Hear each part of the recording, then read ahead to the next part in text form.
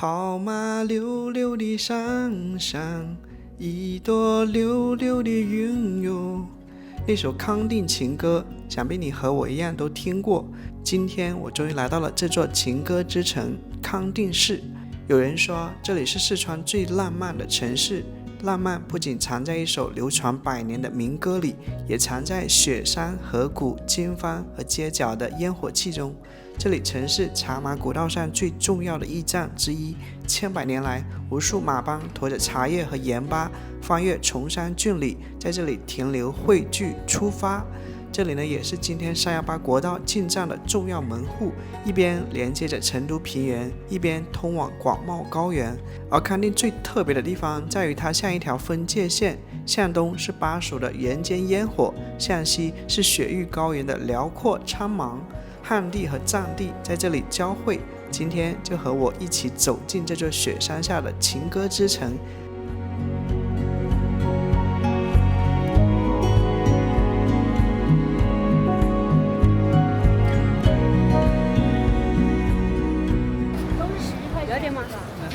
多少钱？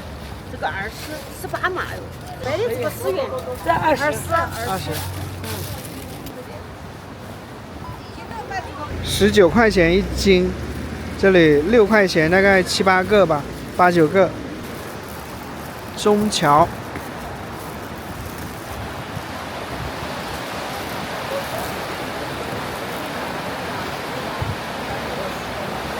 中桥始建于明末清初，距今200多年历史。这里最多的这个餐厅啊，就是牛杂菌牦牛肉汤锅。我发现每走一段路就看到摄像头旁边有一个音箱啊，好像是整个城市统一播放这首歌，就是走到哪里都能听到这首歌。情定之城康定。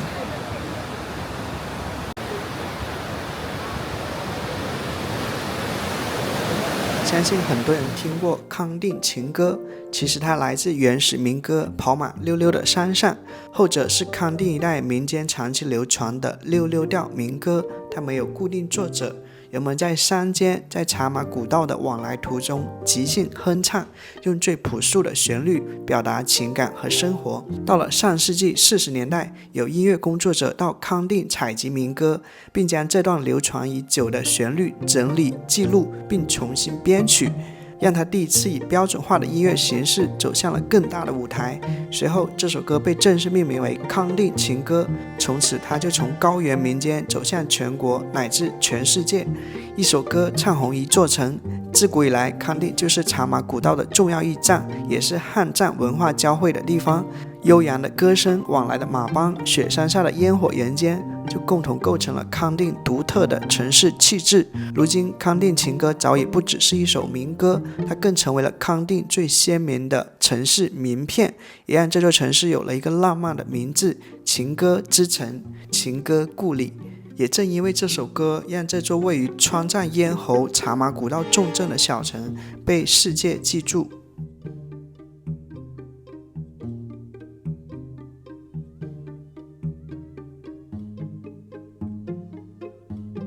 康定溜溜的城哟 KFC 半年此生必驾318。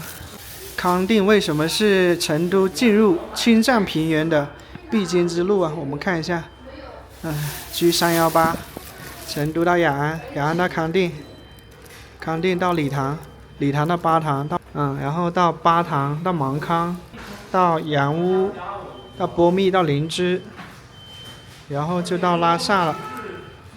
这 KFC 都是装饰着藏族的一些民族元素哈。尝一尝刚买的这个康定自产的一个樱桃，晶莹剔透的，好像就不洗了吧？尝一尝。那个樱桃肉果肉特别软嫩，甜度一般吧。再试一下这个红色的，3胞胎掉了一个，就这样。白色的比这个要甜一点点。下午的6点半了啊、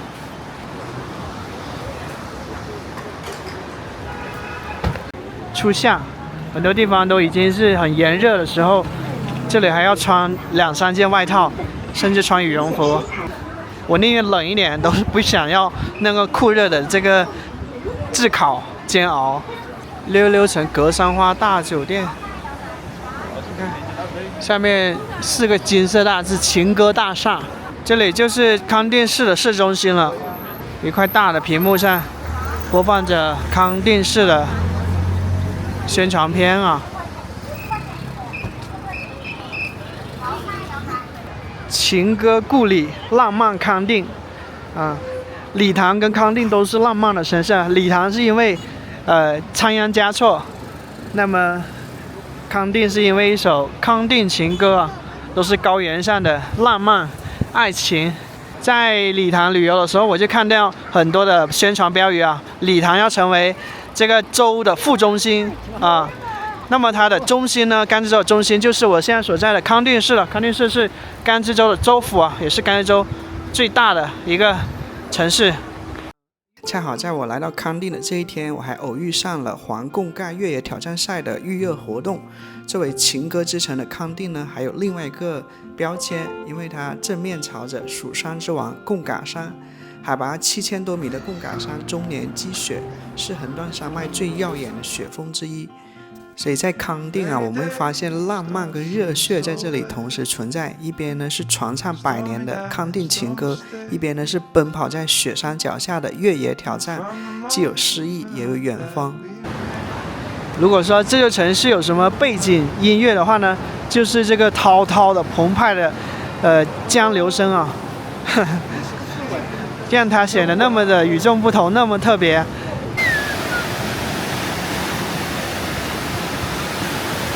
对面康定市回民小学，然后这边有个天主教教堂。这么一说啦，一个康定市就汇集了世界上3大主流宗教啊，藏传佛教、伊斯兰教、基督教。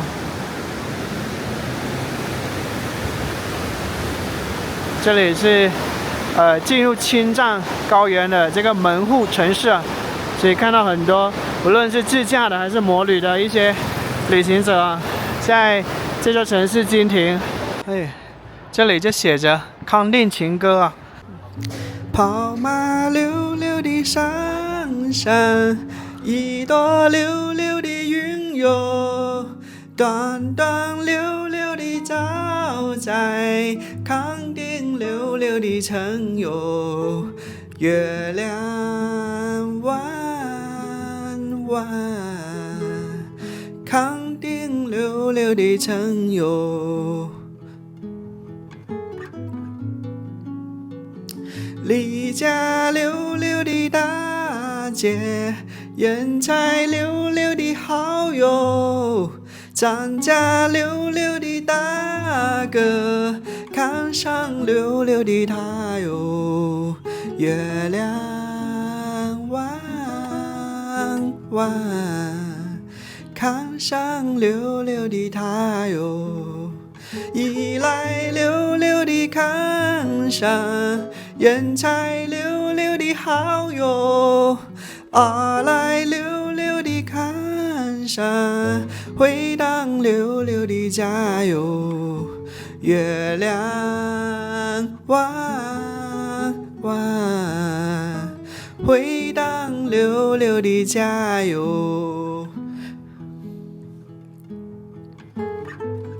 世上溜溜的男子，任你溜溜的爱哟，世上溜溜的女子，任你溜溜的求哟，月亮弯弯，任你溜溜的求哟。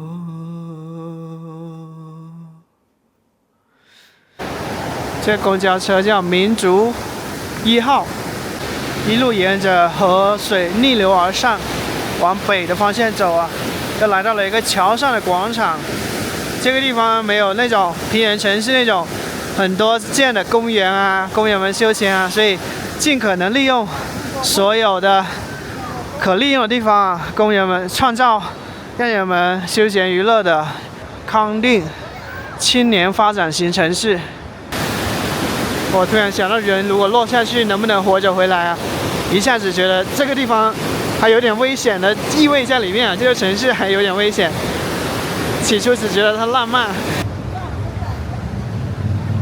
你看，就摩旅的那种大排量摩托车的那个排气的声音，还有这个水流湍急的声音啊，是这里比较常见的两个声音，两个背景声音。这也是游客打卡的一个比较集中的地方哦。在这个城市要找一片像这么平坦又开阔的平地还不容易啊，所以只能这个叫什么遇水架桥啊，在桥上做文章。情歌发源地溜溜青年城，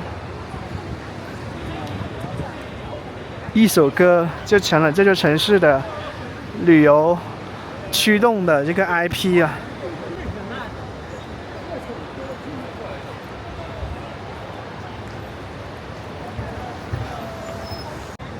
康定有座桥名曰将军桥，哦，这座桥是纪念这名将军的啊。岳钟琪将军不仅继承了老岳家上兵马歌之技，这个地方太干了，晚上流鼻血了，这个早上这个鼻屎都红色的。大同小吃，特色是锅贴，我看别人都是红油油的一碗啊，我这个也感觉太清淡了吧。一个牛肉面14块钱，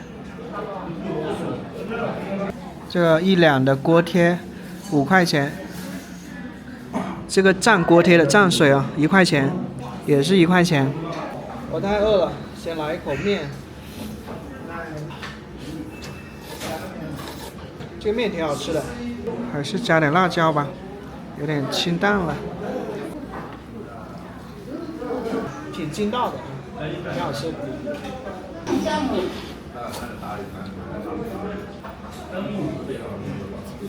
这萝卜丝有点弹牙，但是味道好像有点淡。这锅贴是他家的特色。啊，要不要不？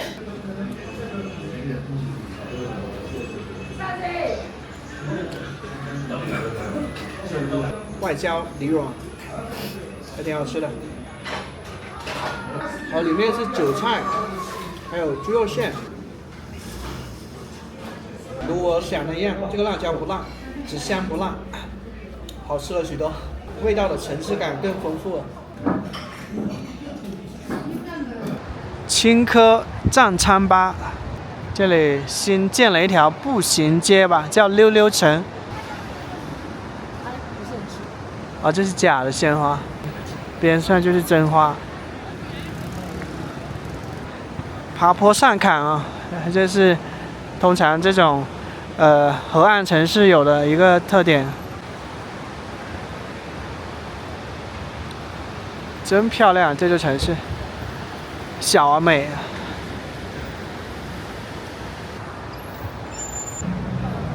这透明玻璃的一个桥。敢这么设计的城市管理者也是有胆量。这个是一个透明的玻璃啊，下面就是非常湍急的河流。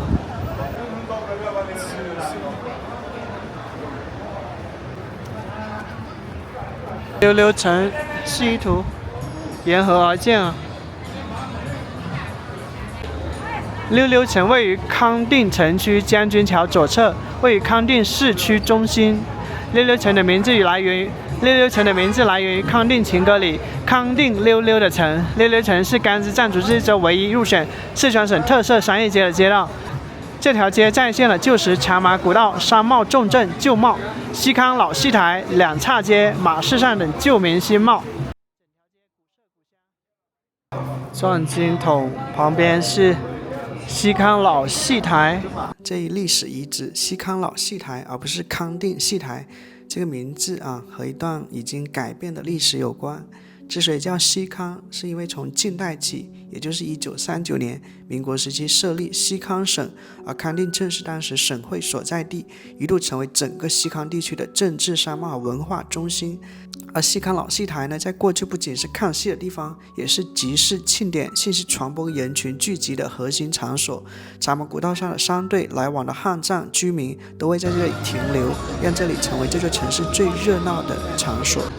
立马高原望藏彝走廊，情歌故里山山鼎峙，二水交流数百年，风雨沧桑茶马市。这座城市还真的有点像我去过的云南一线城市盐津县啊。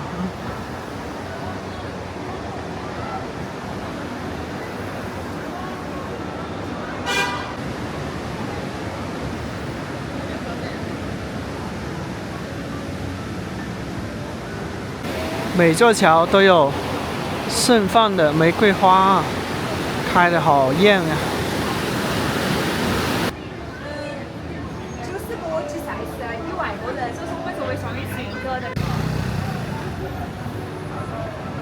山的云雾还在飘动哦，肉眼可见的。在情歌之城康定市啊，遇到了一位观众朋友啊。很有缘分啊！摩旅从郑州骑了4天来到这个康定啊，很棒很棒。走318哈，此生必驾318。第一次走318吗？对，是什么感觉？爽，自由，奔放，一手蓝莲花，然后直达拉萨。爽，真的是很爽啊！我这全程呢就是除了爽没别的，赶车玩睡觉。起来赶车玩，但是那种感觉，你知道专注力很爽的，很爽。对，啊，我羡慕你啊！我也希望有一天我也能摩旅318，希望我有那个勇气。就旅途中有什么有意思的事情吗？我们昨天在大本营，然后到大本营之后还没住的地方，还没有吃的东西，到那里之后全免费。那些旅居客，你来吃随便。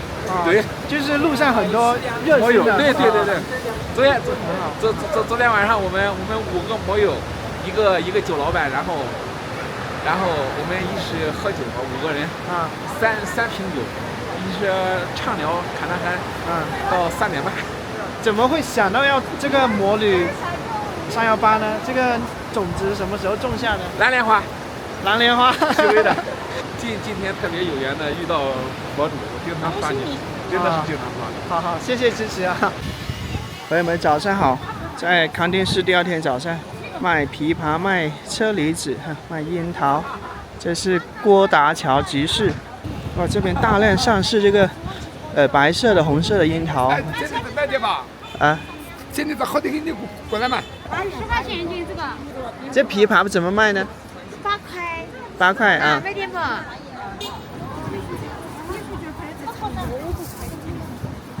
白樱桃、红樱桃，还有枇杷。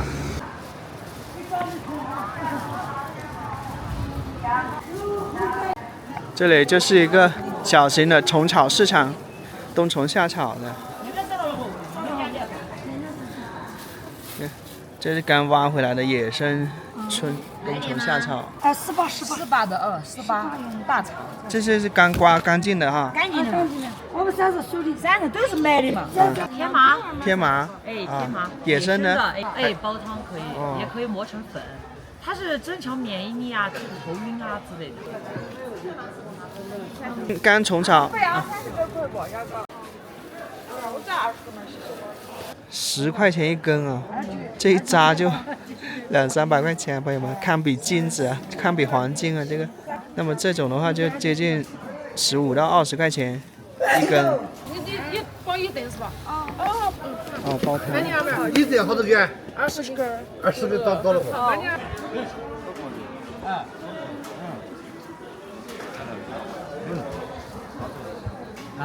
有点大开眼界啊！就是一小扎这个冬虫夏草，200来块钱，当地人也是有消费能力啊。一个女生啊，她买了一扎回去200块钱，回去煲汤，说是营养价值特别高，真的是一种地下的金子啊！咱们看这一钵鸡，你猜多少钱？通常是18到20块钱一小根，几百上千根了吧？哇，这里18一根。但是那边的粽子应该说是假的。昨天晚上。啊，那你这个收获很大呀，收获。明天再给它凑不够嘛。但是这2天到处都涨价了，到处都涨了，到处都涨价了。这个你下来多少？18块多一点点，不是一边是这个味美价廉的樱桃啊，8块钱10块钱一斤，一边是无色无味的，没有任何好吃可言的天价的这个虫草。世界高层礼堂的视频发布后，我看到有一些观众在评论区留言，他说虫草其实没什么特殊的功效，只是被市场不断放大炒作出来的。说实话，在礼堂也好，在康定也好，我看着有人买这些昂贵的黄金草啊，花几千几万甚至更高的价格购买这些，我心中也好奇，这个小东西究竟为什么这么贵？它究竟是名副其实还是被神化了？如果让你花上几千甚至上万元去买虫草，你会愿意买吗？你觉得它真有价值还是被过度包装了？欢迎屏幕前的你评论区聊聊。这座桥还挺有特色的，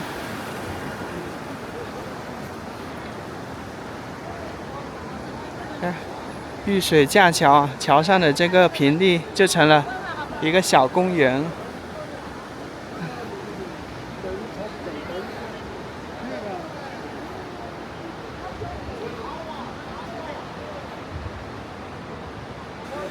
这是一条小河，那么这条是泽多河，那么2条小河汇成了眼前的这条更大的泽多河。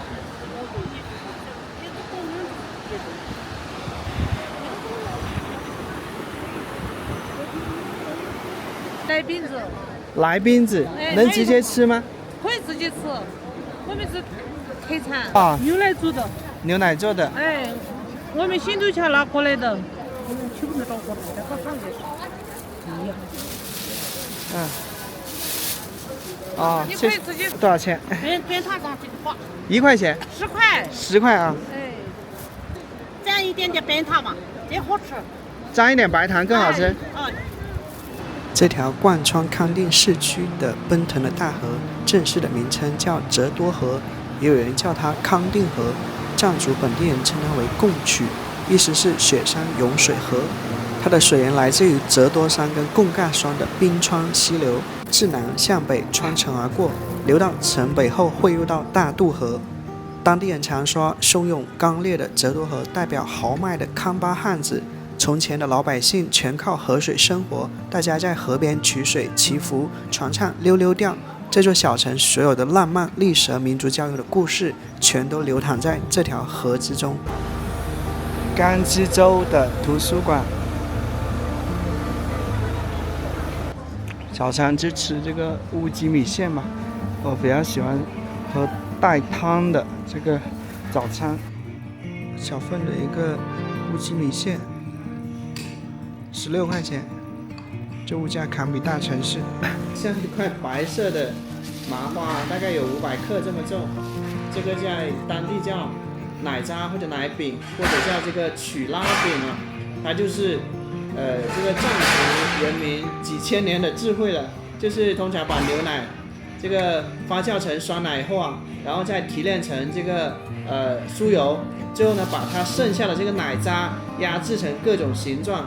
就成了这个奶饼了，它就是很香，但是呢又很酸啊，所以刚才那个藏族妇女她说让我切成一小块蘸着白糖吃啊，我感觉我可能会吃不惯，先把这个早餐的吃了哈。昨天吃那个面跟锅贴放了好多辣椒，所以我今天胃不太舒服。我每次吃辣椒就能预感到第2天会有点拉肚子。乌鸡汤很鲜美。这个米线它很顺滑，这个乌鸡好吃。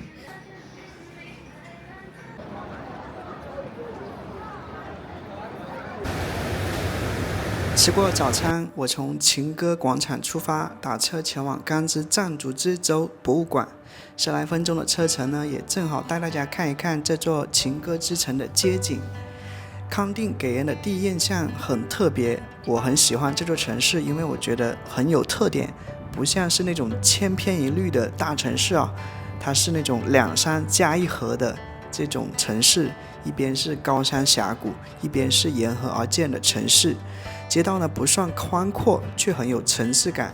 藏式建筑、现代商铺跟川西民居交错在一起，我感觉康定呢不像是传统意义上的那种高原城市，更像是一座建在山谷里面的立体城市。说到立体城市，我不由联想到重庆。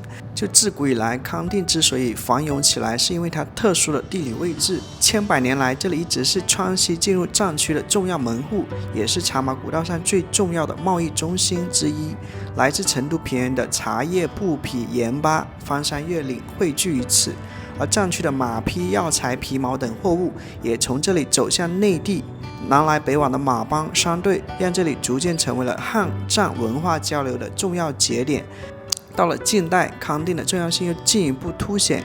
在民国时期的时候呢，这里长期是作为西康地区的重要政治中心。大家记得刚才看到的西康大戏台吗？那是因为在1939年的时候，西康省正式成立，省会呢就设在康定。当年的西康呢，范围大致包括今天的四川西部以及部分藏区地区，所以康定一直是连接内地跟藏区的重要枢纽。后来在1955年的时候，西康省撤销原属西康的大部分区域，划归四川省，康定也随之成为了甘孜藏族自治州的州府，并一直延续至今。所以呢，康定有一种特别的气质就是融合了藏区跟汉地。它既不像纯粹的四川城市，也不像是完全意义上的藏区城市，更像是这两者的这种文化的融合体。向东是四川盆地天府之国的人间烟火，向西是雪域高原的辽阔世界。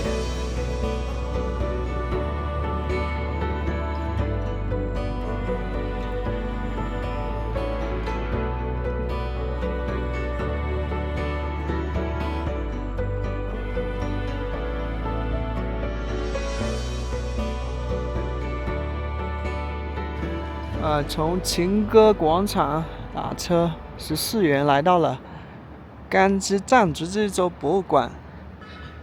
这个你看，在康定市区能看到雪山的对面那个雪山背后就是四川的这个雪山之王贡嘎山，但是现在这被前面这个山挡住了，雪量是有点少。甘孜州海拔2500多米。今天的气温呢也是10度左右，很舒服的气候。整个康定市真的是夹缝里求生存四面环山，这个山谷特别窄，而且一条折多河贯穿城而过，所以它这里的平地非常珍贵楼房都建得比较高，有一块平地那就是一块宝的感觉。这里属于是康定市的新城，所以城区的面积是不断扩大的，就是在这个山缝里面找任何可以起房子的，或者说可以利用的土地，延展整个城市的空间。票的人都没有了，自由进出的可能游客比较少。登记身份证，进来看到雪山儿女雕像。这片雪域高原的雪山儿女，不知道屏幕前你对逛博物馆是否感兴趣？但对我来说，每次走进博物馆，好像是与时间对话。有时候我会想，我拍下的这些影像，是不是也可以成为一座数字博物馆？这样，即便有些朋友因为时间距离无法亲自来到这里，也能透过镜头看到我所看到的世界。看过一次视频，就好像是和朋友走了一次博物馆一样。横断山脉我们知道它的形成跟青藏高原是很像的，就是亚欧板块跟这个印度板块挤压碰撞。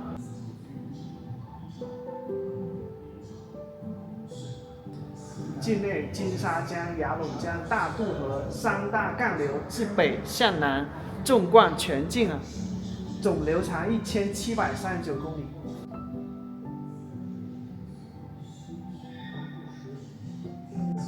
甘孜州最北呢是石区啊，色达往南甘孜县理塘、康定，最南边是亚丁、贡嘎山雪山，蜀山之王，海螺沟冰川，泸定牛背山，到福莫石公园，康定木格措，九龙五须海，郭岗顶日月湖，丹巴党岭。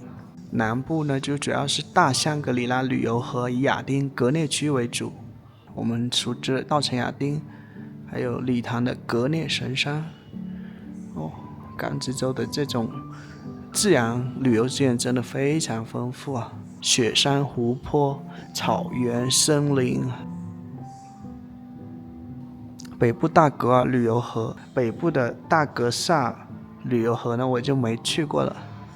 色达的金马草原、兴隆措卡景区、白玉茶青松多自然保护区，矿产资源丰富，水晶。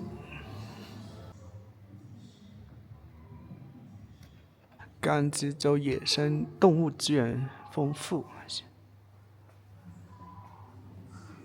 野牦牛、白唇鹿、羚牛、大熊猫、雪豹，蝴蝶王国、昆虫王国。2楼继续参观当地出土的一些。第2个展厅是历史回响走楼梯有点创。唐宋时期本地与土方文化深度交融，逐步形成鲜明的地域文化特征。自元代起纳入中央治理体系，明清承袭土司制度，清末改土归流后，行政建制日趋完善。石棺遗址。石棺站是甘孜州乃至青藏高原东部语言族群从新石器时代到西汉时期的一种主要站式。石棺站遗址。丹巴古雕。大概在几天前，我还跟着旅行团，那时候经过丹巴县，我就了解到丹巴古雕是挺出名的，在当地据说在一些村落甚至形成了一户一雕的景象。这是因为丹巴地处横断山脉深处，山高谷深，地势险峻。碉楼不仅是防御工事，也是家族实力跟地位的象征。谁家的碉更高更稳，某种程度上呢，也代表着谁在这片土地上更有话语权。久而久之，这些碉楼密集成群，依山而建，沿河而立，形成了今天我们如果去到丹巴会了解到的千雕之国。这么多宝贝，看不可思议啊！看这么多宝贝，而且这个会馆只有我一个人，可以尽情的享受跟欣赏，不受打扰。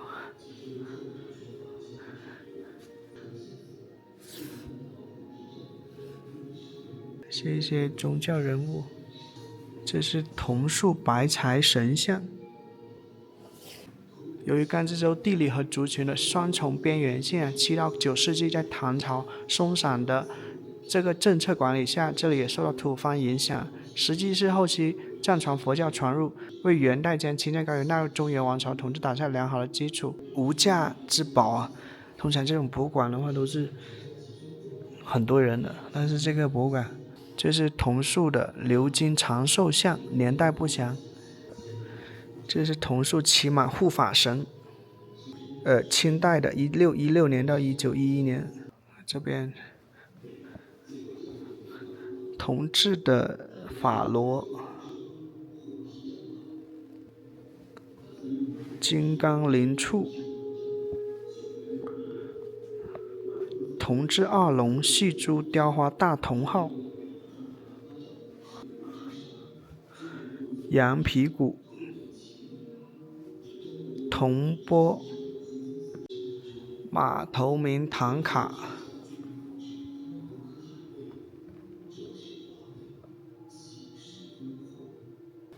香炉、净水湖、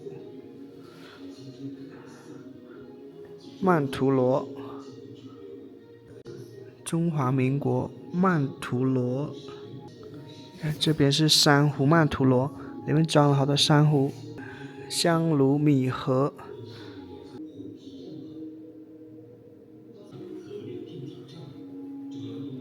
事业法王唐卡。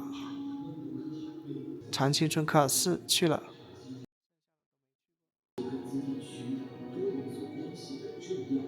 各种土司的宝贝。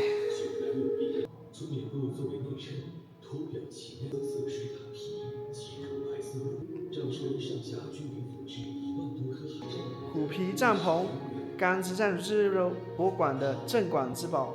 这个识别到有人来了，它就变亮了。真的虎皮啊！天啊，这得多少只老虎？看里面一个宝座。这个博物馆好像只有我一名游客。甘蔗红色文化展列，这是第3个展厅。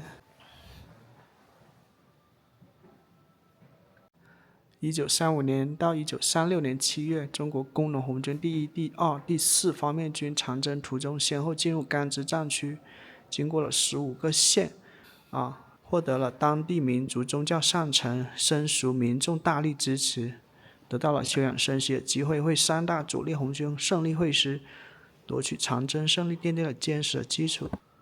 飞夺泸定桥，1938年的泸定桥。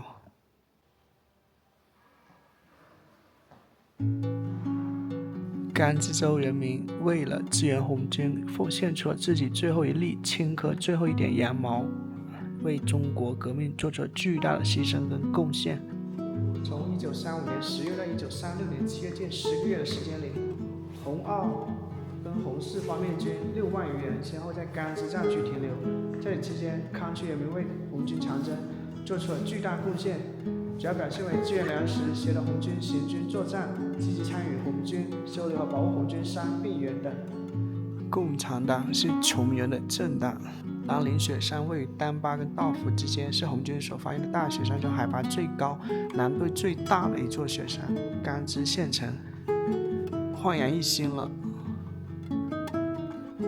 如获县城。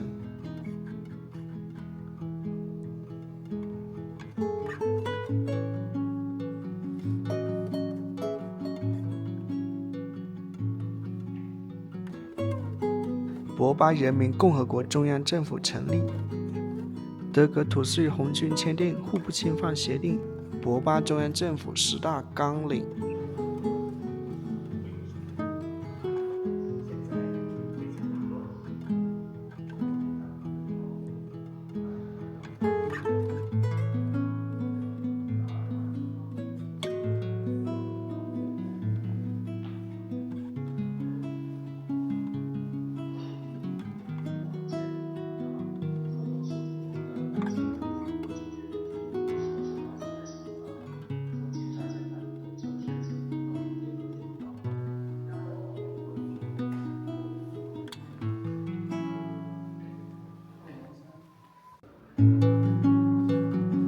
这个修的高速公路啊，还在建设中，叫雅叶高速，真的是遇山开洞，遇水架桥。远处呢就是贡嘎雪山。